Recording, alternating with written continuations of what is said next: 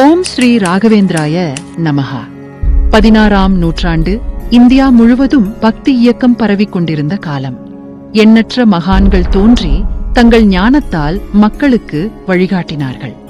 இந்த காலகட்டத்தில் பிரகலாதனின் அம்சமாக தோன்றியவர்தான் ஸ்ரீ ராகவேந்திர சுவாமிகள். 1595ஆம் ஆண்டு தமிழ்நாட்டில் உள்ள புவனகிரியில் பிறந்த அவர் ஒரு நடமாடும் தெய்வமாகவே பார்க்கப்பட்டார். மத்வாச்சாரியாரின் துவைத சித்தாந்தத்தை பின்பற்றி நாடு முழுவதும் பயணம் செய்து ஞான ஒளியை பரப்பினார். அவருடைய வாழ்க்கை பக்திக்கும் கருணைக்கும் ஒரு சிறந்த உதாரணமாக அமைந்தது. அவர் நிகழ்த்திய அற்புதங்கள் மனித தர்க்கங்களுக்கு அப்பாற்பட்டவை. அவை நம்பிக்கையின் வலிமையையும் இறைவனின் கருணையையும் நமக்கு உணர்த்துகின்றன. அப்படிப்பட்ட பல அற்புதங்களில் ஒரு பெரிய நவாப்பின் அரண்மனை சோகத்தில் மூழ்கியிருந்தது. தன் மகனை இழந்து துயரத்தின் உச்சத்தில் இருந்தார் அந்த தந்தை. அந்த சமயத்தில் ஒரு தெய்வீக ஒளி உள்ளே நுழைந்து இயற்கையின் விதிகளையே மாற்றிய அந்த அற்புதத்தை பற்றித்தான் இன்று தெரிந்து கொள்ளப் போகிறோம். இந்த நிகழ்வு இறந்த ஒருவரை உயிர்ப்பித்த அற்புதம் மட்டுமல்ல, உண்மையான பக்திக்கும் அன்புக்கும் முன் மதம், சம்பிரதாயம் போன்ற எதுவும் ஒரு தடையல்ல என்பதை ராகவேந்திரர் தன் செயலால் காட்டியுள்ளார். நம்பிக்கையின் சக்தி இயற்கையின் விதிகளை கூட மாற்றும் வலிமை கொண்டது என்பதை இந்த அற்புதம் காட்டுகிறது. ஸ்ரீ ராகவேந்திர தீர்த்தர் யாத்திரை செய்த தலங்களில் அத்வைனி என்ற இடமும் ஒன்று. சுவாமிகள் ஸ்ரீ ராகவேந்திர தீர்த்தர் அவருடைய மட பரிபாலனத்தில் இருக்கும் அனைத்து சீடர்களுடன் கும்பகோணத்திலிருந்து மெல்ல வடதிசை நோக்கி பயணம் மேற்கொண்டார். சில நாட்களுக்கு பிறகு அவர் கர்நாடக மாநிலத்தில் தார்வாருக்கு அருகே உள்ள ஊப்ளிக்கு ஹப்ளி வந்து சேர்ந்தார். அவ்வூர் இயற்கை வனப்பு மிக்க அழகாகவும் செழுமையாகவும் விளங்கியதால் அப்பெயர் பெற்றது. அவ்வூரிலும் அவ்வூரை சார்ந்த சுற்றுப்புற பிரதேசங்களும் கண்ணை கவரும்படியான வனப்புடன் திகழ்ந்திருந்தது. பல சிறு சிறு ஏரிகள் வேறு அவ்வூரின் அழகுக்கு மெருகூட்டின. இப்போதுள்ள சித்தரூத மடமும் அப்போது கிருஷ்ணபூர் என்று இன்றும் அழைக்கப்படும் பகுதியை சேர்ந்திருந்தது. இந்த கிருஷ்ணபூரை சொர்க்கத்திலிருந்து பூமிக்கு இறங்கி வந்த ஒரு பகுதி என்றும் அழைப்பார்கள். நவாப் ஏற்படுத்திய சவனூர் மாநிலத்தின் ஒரு பகுதியாகத்தான் இப்போதுள்ள தார்வார் மாவட்டம் முழுவதும் இருந்தது. இந்த கிருஷ்ணபூர் கிராமத்தில் மகிழ்ச்சியாக பொழுது போக்கும் பொருட்டு நவாப் அழகிய வசந்த மண்டபம் ஒன்றும், அதனை சுற்றி பல வகைப்பட்ட மரங்களும் பூச்செடிகளும் கொண்ட பெரிய தோட்டம் ஒன்றையும் அமைத்திருந்தார். தோட்டத்தினிடையே ஒரு நீச்சல் குளமும் அமைக்கப்பட்டிருந்தது. கோடையில் நவாப்பும் அவருடைய மனைவி பேகமும் வந்து தங்கும் கோடை வாழிடமாகும் அது. ஒவ்வொரு வருடமும் கோடையில் சவனூரிலிருந்து நவாப் குடும்பத்தோடு வந்து தங்கி செல்வது வழக்கம். ஸ்ரீ ராகவேந்திர தீர்த்தர் ஒருமுறை கிருஷ்ணபூருக்கு விஜயம் செய்தபோது கடும் கோடை காலம். அப்போது அவருடன் அவருடைய மடத்து பரிவாரங்களும் இருந்தன. அனைவரும் அந்த அழகிய தோட்டத்தை நெருங்கிக் கொண்டிருந்த சமயம் உச்சவேளை ஆதவன் தன்னுடைய வெப்ப கதிர்களை உதிர்த்துக் கொண்டிருந்தான். வெயில் கொடுமையை தாளமாட்டாமல் அனைவரும் ஓர் வசதியான இடம் பார்த்து தங்கிச் செல்வதென முடிவு செய்தனர். குளத்தோடு நிழல்கள் நிரம்பிய அந்த தோட்டத்தை கண்டதும் தங்கி இளைப்பார தீர்மானித்து ஸ்ரீ ராகவேந்திர தீர்த்தருடன் அவருடைய கூட்டத்தார் அனைவரும் தோட்டத்திற்குள் நுழைந்தனர். அங்கிருந்த சில தோட்ட வேலைக்காரர்களும் தோட்ட காவலாளியும் பயம் கலந்த முகத்தோடு அவர்களை உற்று நோக்கினர். ஸ்ரீ ராகவேந்திரர் ஒரு பெரிய புளிய மரத்தின் அடர்ந்த நிழலில் சென்றமர்ந்தார். அவருடைய சீடர்கள் பூஜைக்கும் உணவிற்குமான ஏற்பாடுகளை முனைந்து செய்து கொண்டிருந்தனர். தோட்டத்திலிருந்து வந்த திடீர் ஆரவாரத்தை கேட்டு வசந்த மாளிகையில் தங்கியிருந்த நவாப்பும் பேகமும் ஜன்னல் வழியாக எட்டி பார்த்தனர். அங்கே தோட்டத்தை பாழ்படுத்தாமல் ஒரு சந்நியாசியும் அவருடைய சீடர்களும் அவர்களுடைய கடமைகளை சுறுசுறுப்பாக செய்து கொண்டிருப்பது தெரிந்தது. அப்போது நவாப் அவருடைய ஒரே மகனின் திடீர் இறப்பால் துயரில் ஆழ்ந்திருந்தார். இந்நிலையில் சாது பிராமணரை தரிசித்தால் ஆறுதலாக இருக்கும் என்று எண்ணிய நவாப் வசந்த மாளிகையை விட்டு இறங்கி வந்து ஸ்ரீ ராகவேந்திர தீர்த்தரின் முன்னிலையில் முகமதியர்களைப் போல மண்டியிட்டு அமர்ந்தவாறு ஆழ ஆரம்பித்தார்.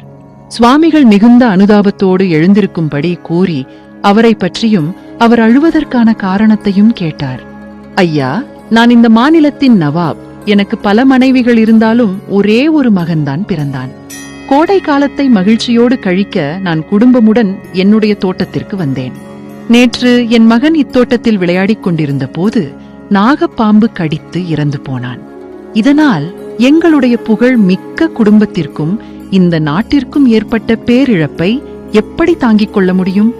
அவன் இறப்பால் அதிர்ந்து போன நானும் அக்குழந்தையை பெற்றெடுத்த இந்த பேகமும் தவிர அனைவரையும் சவனூருக்கு அனுப்பிவிட்டேன். நாங்கள் இருவரும் இங்கே தாளா வேதனையால் துடித்துக் கொண்டிருக்கிறோம். சொல்லியபடியே மீண்டும் உறக்க அழ ஆரம்பித்து விட்டார். சுவாமிகள் சிறிது நேரம் மௌனமாக சிந்தித்த பின், நன்று நவாப், உன் மகன் இறக்கவில்லை என்றுதான் எனக்கு தோன்றுகிறது என்றார். உண்மை ஐயா, அவன் பாம்பு கடித்து இறந்து போனதை நாங்கள் எல்லோருமே பார்த்தோம். அரண்மனை வைத்தியர் கூட அவன் இறந்து விட்டதாக கூறிவிட்டார். சுவாமிகள் இலேசாக புன்னகைத்து, நல்லது, எப்படியாவது இருந்துவிட்டு போகட்டும். நான் சொல்கிறேன், அவன் இறக்கவில்லை, உயிருடன் இருக்கிறான். எங்கே அந்த உடல் என்றார். அவன் இறந்து விட்டான் ஐயா. அவனை நேற்று இரவுதான் இந்த தோட்டத்தில் அடக்கம் செய்தோம். தயவு செய்து அதோ பாருங்கள் அவனுடைய சமாதி என்று கூறியபடி அவ்விடத்தையும் சுட்டிக்காட்டினார். நல்லது நவாப், சவக்குழியிலிருந்து அவ்வுடலை சீக்கிரமாக என் முன் எடுத்து வாருங்கள். அவன் இறக்கவே இல்லை. நவாப் அவருடைய மனசாட்சிக்கு விரோதமாக சுவாமிகளின் சொல்லுக்கு கட்டுப்பட்டு மிகுந்த நம்பிக்கையோடு புதைக்கப்பட்ட மகனின் உடலை சில வேலைக்காரர்களின் மூலம் சவக்குழியினின்று தோண்டி எடுத்து வந்து ஸ்ரீ ராகவேந்திர தீர்த்தரின் முன்னிலையில் கிடத்தினார். ஸ்ரீ ராகவேந்திர தீர்த்தர் கருட மந்திரத்தை முணுமுணுத்தபடி ஆதிசேஷக் கடவுளை வணங்கி அவருடைய கமண்டலத்தில் இருந்த நீரை எடுத்து அந்த உடலின் மீது தெளித்தார். சில நிமிடங்களில் உறக்கத்திலிருந்து விழித்தெழுபவனைப் போல விழித்தெழுந்து அனைவரையும் ஆச்சரியத்தில் ஆழ்த்திவிட்டான். நவாப் அவருடைய தகுதியையும் மறந்து மிகுந்த சந்தோஷத்தால் மகனை கட்டி தழுவியபடி ஆட ஆரம்பித்து விட்டார். பின் ஸ்ரீ ராகவேந்திர தீர்த்தர் முன் பலமுறை விழுந்து வணங்கினார். நவாப்பின் மனைவி பேகம் மகன் உயிர் தெழுந்து விட்டதை கேள்விப்பட்டதும் வசந்த மாளிகையை விட்டு ஓடி வந்து ஆனந்த கண்ணீரால் கணக்கில்லா வணக்கம் செலுத்தினாள் ஸ்ரீ ராகவேந்திர தீர்த்தர் அவர்களுக்கு. ஐயா, தாங்கள் எனக்கு தந்தை போன்றவர். எனக்கு மட்டுமல்ல, என் கணவருக்கு, ஏன் இந்த நாட்டிற்கே தந்தையை போன்றவர்கள். தாங்கள்தான் இப்போது எனக்கு எல்லாமே. இதற்கு நன்றி கடமையாக தாங்களுக்கு நான் எதை கொடுப்பேன்? உங்களுடைய இந்த உதவிக்கு ஈடு இணையாக கைமாறு செய்ய எங்களிடம் என்ன இருக்கிறது என்று சந்தோஷத்தால் கத்தியபடி அவள் அணிந்திருந்த விலையுயர்ந்த நகைகளை எல்லாம் கழற்றி சுவாமிகளின் பாதங்களில் காணிக்கையாக சமர்ப்பித்து ஏற்றுக்கொள்ளும்படி வேண்டினாள். நவாப் என்ன செய்வது, எப்படி பேசுவது, என்ன பேசுவதென்று தெரியாமல் வேலைக்காரனைப் போல ஸ்ரீ ராகவேந்திர தீர்த்தரின் முன்னிலையில் நின்றார். பின் பூஜைக்கு தேவையான வசதிகளையும் தேவைகளையும் அவரே முன்னின்று செய்தார்.